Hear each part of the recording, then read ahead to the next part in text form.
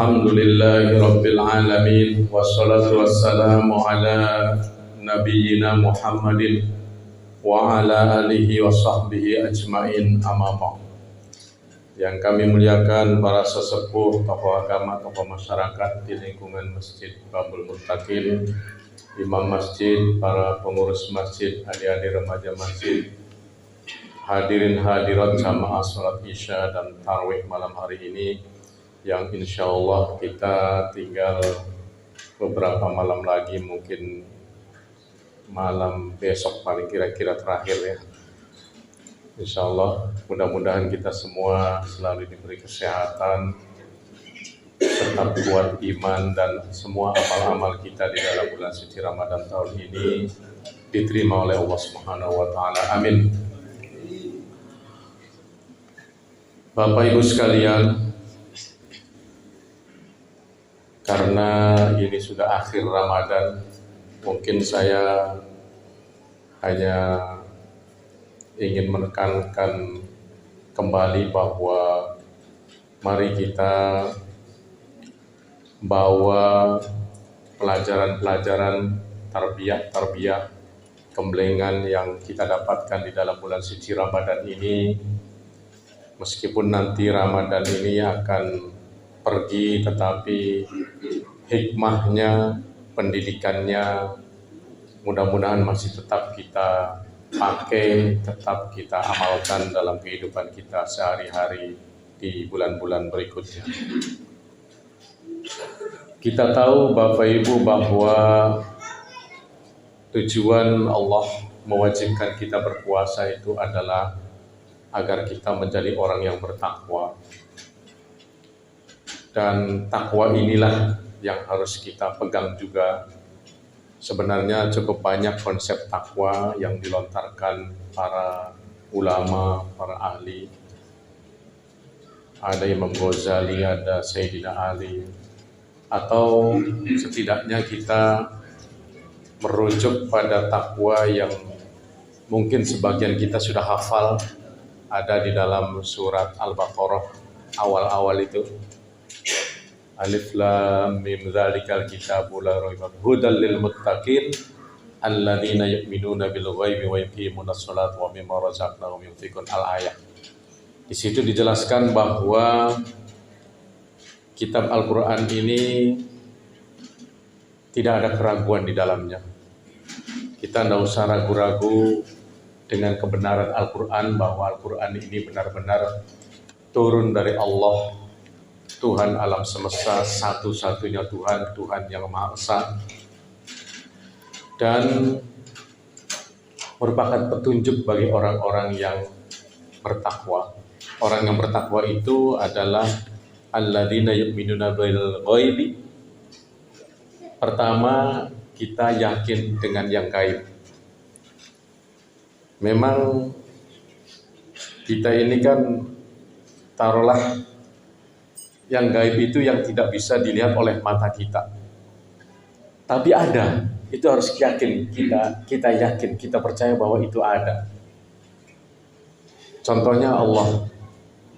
Allah itu kan tidak bisa kita lihat, tapi ada. Dan sampai-sampai kita ingat kisah Nabi Musa. Nabi Musa itu orangnya keras. Katanya, kalau saya pengen menyembahmu, wahai Allah, saya mau lihat dulu kamu itu. Boleh, kata Allah. Kalau kamu mau lihat saya, kamu datang di Bukit Tursina. Iya kan, pernah kita dengar.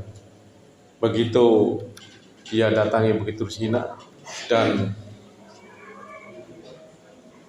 Nabi Musa melihat disuruh menatap Bukit Tursina, di situ tiba-tiba muncul cahaya yang sangat luar biasa, dan Nabi Musa tidak mampu melihatnya, pingsan dia. Artinya Allah telah membuktikan bahwa ya ada, tetapi mata kita, indera kita ini tidak mampu melihatnya, sehingga seakan-akan gaib, padahal nyata. Jin juga ya.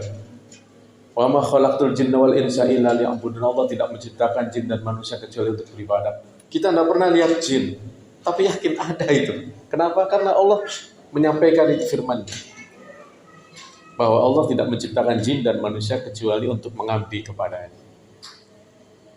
Setan juga ada, gaib-gaib, malaikat gaib. Tapi kita yakin, itulah kelebihan orang beriman. Ya, kalau orang-orang ilmiah itu kan, ya sesuatu dinyatakan ilmiah, nanti dia bisa benar-benar bisa dilihat oleh panca indera kita. Sehingga kebenaran ilmiah itu kebenarannya nisbi, hanya sebatas penglihatan atau yang bisa tersentuh oleh panca indera. Tapi kebenaran Allah ini mutlak, menyangkut seluruh alam fid dunya wal akhirah. Wa yuqimuna sholata wa yutuz zakata, orang yang bertakwa juga adalah mendirikan sholat, ya, dan menunaikan zakat.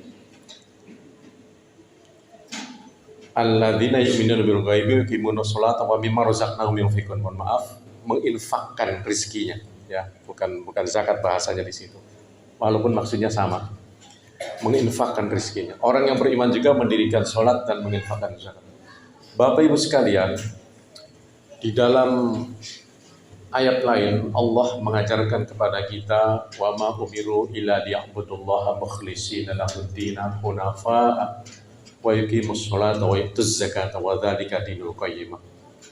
Aku tidak memerintahkan kalian kecuali mengabdi kepadaku mukhlishina lahud-din, dengan ikhlas, dan itulah agama yang benar.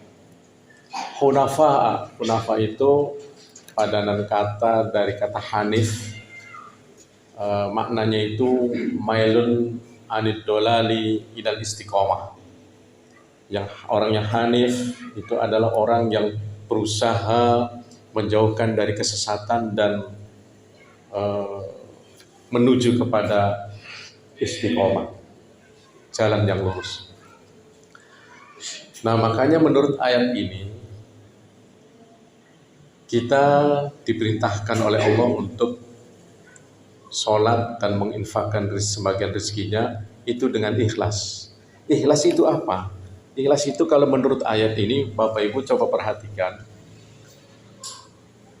kenapa Allah mengeluarkan ayat ini, kemudian contohnya itu wa yuqimus sholata wa yutuz zakah. Contohnya itu mendirikan sholat dan mengeluarkan zakat.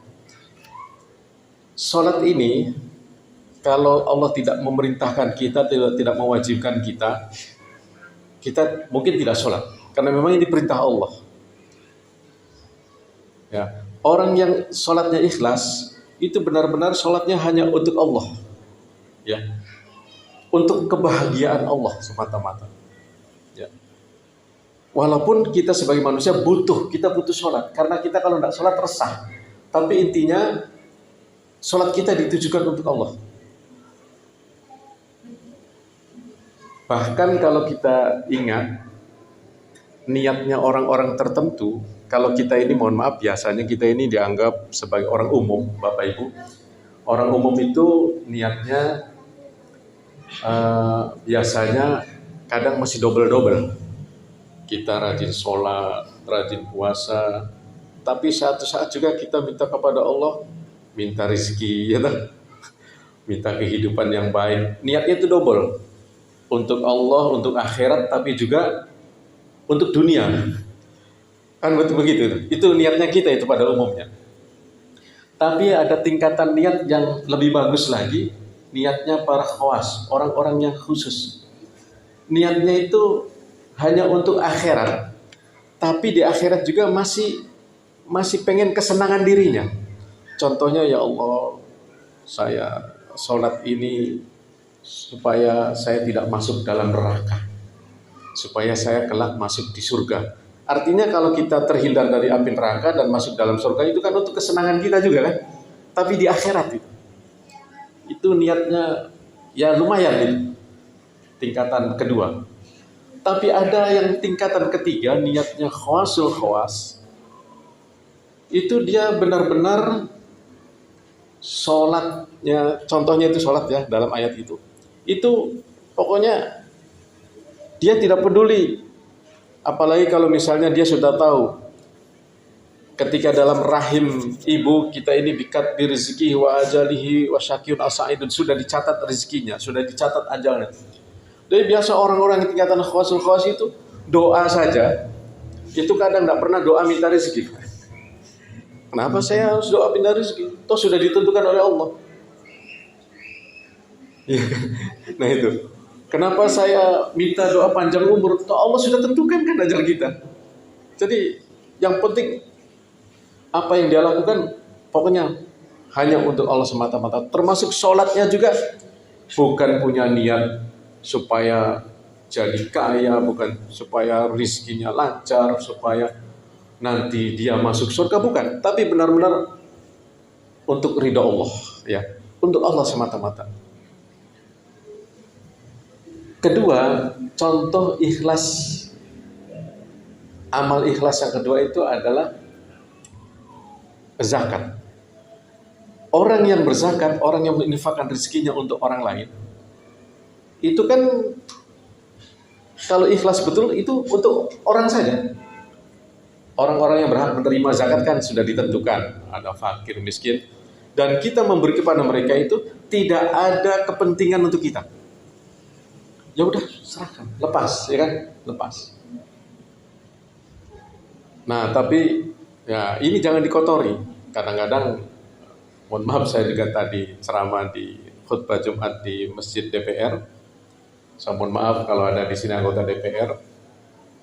Saya justru mencintai saudara-saudara, saya bilang tuh, mencintai bapak-bapak semua yang anggota DPR, karena saking cintanya saya menyampaikan, tolong kalau membagikan rezeki, bagi-bagi uang, niatkan karena Allah. Jangan niat memberi tapi tolong ya, nanti kalau saya nyalek pilih saya kalau gitu. Nah, seperti itu. Ya. Jadi saya ngomong langsung di Masjid DPR, Pak. Mudah-mudahan banyak. Kenapa? Karena saya sayang.